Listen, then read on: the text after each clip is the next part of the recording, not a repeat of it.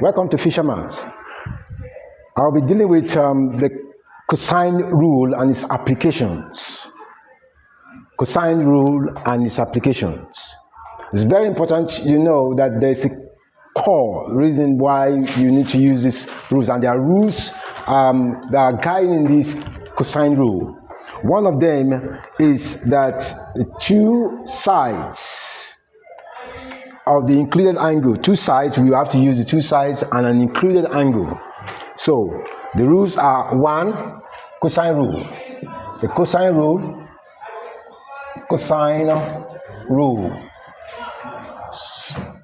and its application. One of them is that we have the two sides and included angle.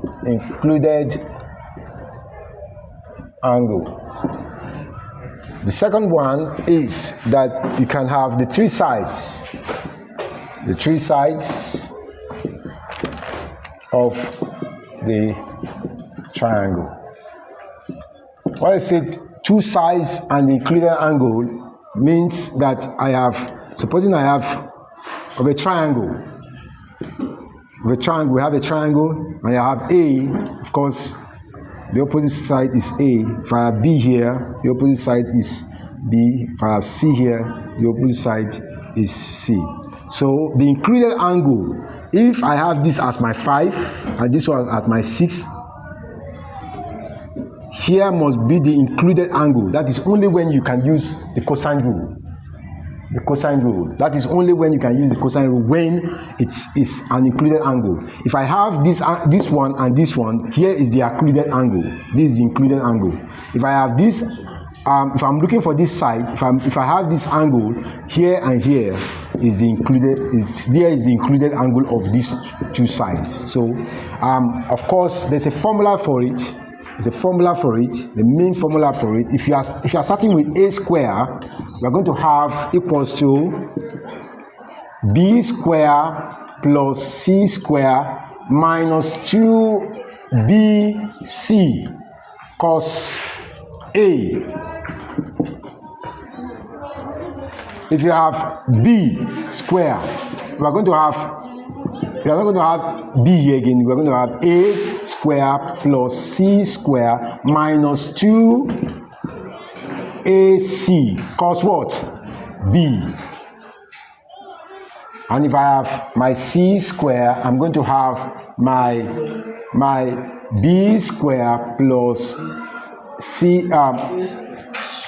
Here is going to be ab square minus 2ab cos what? C. Of course, you can have it as a change of subject formula. If in case you want to find the value of A, you use change of subject formula to get these values. This is related to a triangle ABC. And of course, you know that it's not necessary that it has to be ABC. It can be KMY, still following the same rule. First of all, in using cosine rule, the cosine rule, the two sides and the two included angle must be given. Otherwise, the problem will not be solved. Or you have the three sides of the triangle. That is all for the basic of a cosine rule. Number one, I repeat again, two sides and included angle to solve the problem. The second one is that the three sides of the triangle must be given. That means that if you have a triangle like this, A, B, and C, okay, let me say K, M, and N. Here will be the N, here will be the K, small k, here will be the M. So if this is 5, and this is 6, and this is 7, so you can use it, you can find the angle of each of these. That is when you use the cosine rule. I hope this is clear. We are talking about the sine rule and its application. If we have a triangle ABC, ABC. Of course, the opposite side of this is C, small letter C, and the opposite side of here is B. The opposite side here is A. Here, at this point, we'll have the formula here is A over sine A equals to B all over sine B equals to C all over sine C. Because here, at this point, these ones are the smaller, are the sides, or I can make it to be A over sine A equals to B all over sine B equals to C all over sine C. Of course, I can also make it to be sine A all over A equals to sine B all over B equals to sine C all over C. Here, at this point, we are going to have, these are the sides ABC, where ABC are the angles, the capital letter ABC are the angles, and the small letter ABC are the sides opposite the angle. Here, the condition for using this sine rule is 1. The condition for using the sine rule, condition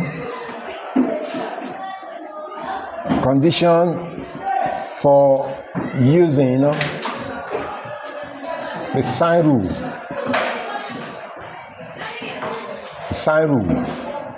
Condition for using the sine rule. 1. Here, the two sides and one angle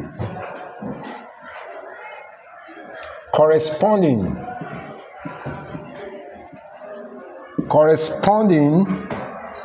to one of the given sides must be provided.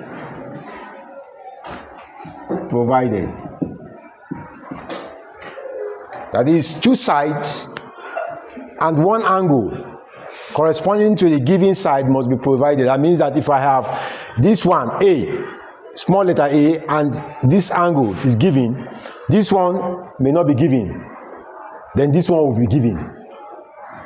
Or this 2 is given, this is not given, the angle is not given, but the side is given. So any of the two sides, at least 3 variables must be given. One of them is left. That is only when you can use the sine rule. Of course, you know it's an ABC. Now, the second condition is that one side and 2 angles must be given.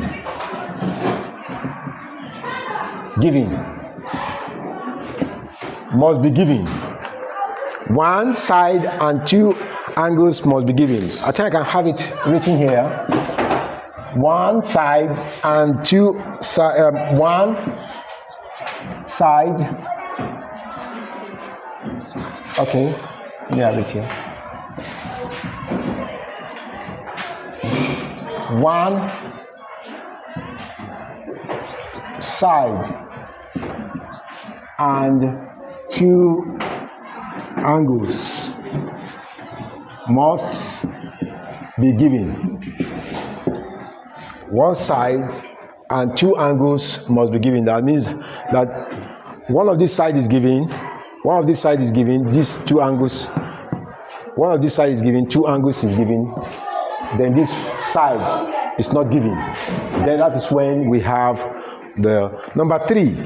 Number 3 part is that the radius of the cycle passing through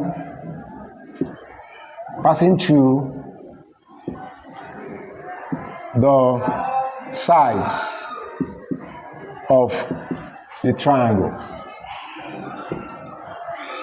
must be given.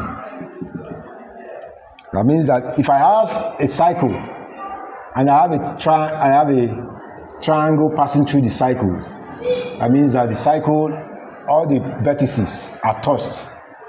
When the cycle is drawn, we must have a radius r. Is that okay? That is only when you have to use this sine rule.